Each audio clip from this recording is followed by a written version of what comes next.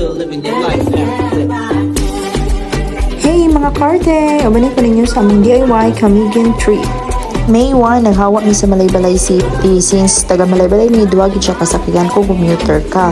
Buti nagdating mi sa kong amiga, so maong isa rami ka bus. So ang travel na to is Malaybalay to CDO, then CDO to Balingwan. Ang travel time din sa bus is 3 hours. So nabot mi diri by 6:30 PM. Wala naman mi nakaapa sa last trip, paingon sa Camiguin, kay 4:30 naman ang last trip, nakalarga na ang barge. So nagsleeping sa mi diri sa Transient Inn, dool sa Port Calion, Gawas. Good for 6 person mo, medyo mahal-mahal gid siya kung na line available. So pagka May 2, nisakay namin sa first trip, paingon sa Camiguin, which is 4:30 AM. So kung magkuha pa mong ticket, dapat mga 3 na mo, kay taas na kayo ang linya sa gakuha. Then, nilarga ni ang barko at 5:30 mangguro or 5 bato kay medyo lain nagyan pa ng kilom-kilom siyag yun mo to pag-abot yun na mo yun sa Camiguin nyaw yun unta magul kay Mikay nag-ulan yun siya as in ulan yun siya guys. Sabi ko sa kaulan, mga tadtauran may ugawas ani, dayon nag-commute may paingon sa amo ang stay-in, which is sa Binoni, Raduol, Gyapon. Nabot mi sa among accommodation ani around 6:30 AM. So early pa man siya, di pa ta pwede makasulod kay 12 noon pa man ilahang check-in time. So nisaka lang sa mi diri sa ilang reception area kay nagmahaw mi. Kaya wala pa sad mi pa mahaw gikan sa Balingwan. So mo ni ang view makita guys, naka-check-in din mi sa Camiguin Blue Lagoon. Pasalamat ra gid mi guys nga nakakita ra pud mi accommodation sa Facebook kay akong gitawagan nga pabuwas in kato among gistayhan before sa akong barkada. Wala siya available kay puno-puno lagi kay daghan kaayo guest gid sa Camiguin this time. Wala ra sad ko nagmahay nga diri mi although layo siya sa city. And after na mo mag-breakfast, nidritso na mi sa mong kwarto kay pwede ra siya mag-early check-in man kay wala na guest. So kanila nga room is basic kubo lang ni siya kay wala po line available gyud kay puno-puno gyud og mga guest ng Camiguin since taas-taas ang bakasyon kay May 1 to May 4 man ang weekend na timing ng holiday.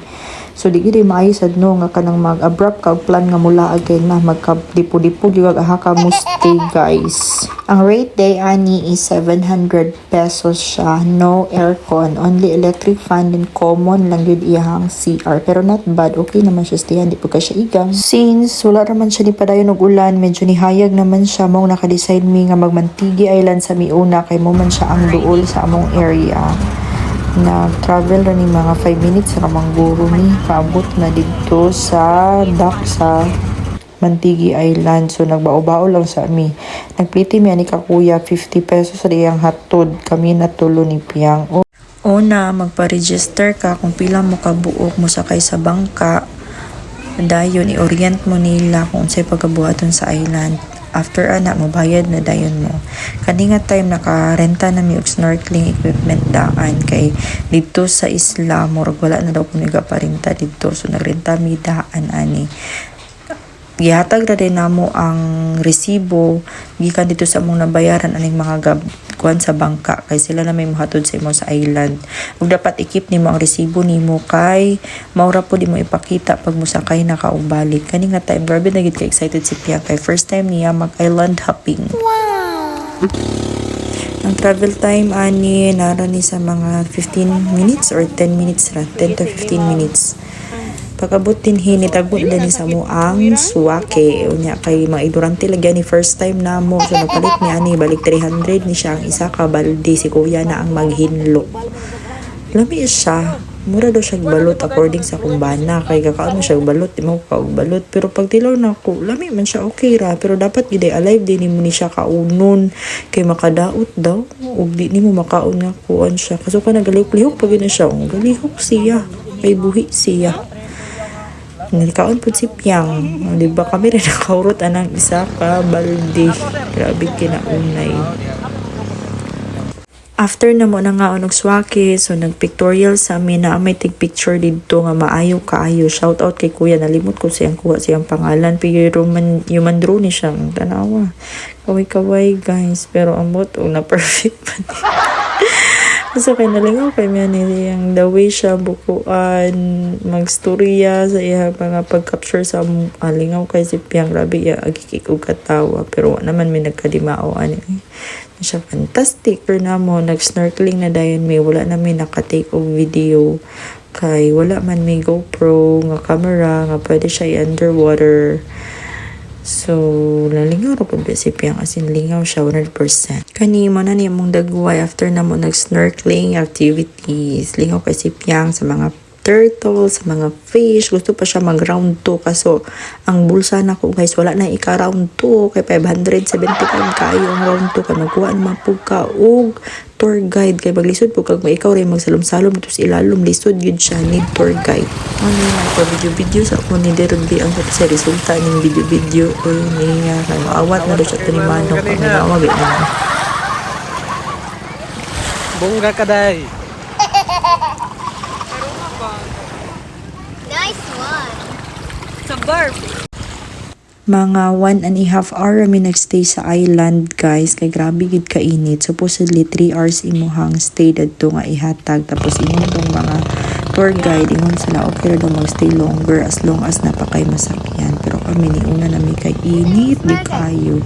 Paggawas na mo sa island daniud to lang dahil mi didto sa katong entrance bitaw sa Mantigi Island nga sakyanan dito ra mi nag-lunch dayon nagrenta mi og motor na nawag lang mi kay naman mi kontak katong kuya nga driver so 500 siya 24 hours after ana nagpahulay lang sa mi kay mga 3 PM ni balik mi og Larga Lakaw sa sentro na sa kami ginagbiyahe mi og 35 minutes paingon sa Mambahaw which is na dito ilahang sentro nila nang gaisano sa mi kay wala ko nakanhi gaisano guys tong last ano na so dapat mo anhi charis dito nagpalit mi og pangligo ni Piang kay daw siya nakadala og extra pangligo din lang plaza wala na may naka-picture din ha then first stop na mo sa mo ang land trip nga biyahe is ang Old Ruin Church kay last time wala gyapon mi nakasulod din hiambot sa toy reason nga nung wa mi ni sulod diri tong paglaag namo nya happy kay ko kay naka time gid mi nga nakasulod din kuan gid siya guys murag holy kay siya musulod ka kana bitong murag wow nice ba din nga lugar although daghan siya tao pero makuan gyud ka ma-amaze ka sa iyaha napag dago kay nga mga baliti basta kay kuan gyud siya wala ako kabalo sa history ani guys wala po na ako na search nganong na inani ni ang Old Ruin Church. Next stop na mo is ang Sunken Cemetery. Wala namin ni sakay atong pambot para mo layag mo tabuk anang dina gyud sa cross gyud bitaw gid na gyud sa kanang katugid o. Wala namin ni tabuk kay since tung nakaanhi ko nakaadto naman ko din ha. So wala lang na po na ko sila gi-encourage ka madto na kay hapon na pud siya mahadlok na mi kitaw-taw ani mungit-ngit na gyud ni siya. So diri na lang mi nag picture. After na mo sa Ardent na dayon mi hot spring kay 10 PM pa man ni sila manira so by 6:30 nagbiyahe mi or 6 nagbiyahe mi paingon diri kadyot ra po kay mi diri nagstay wala ra mi nag 2 hours.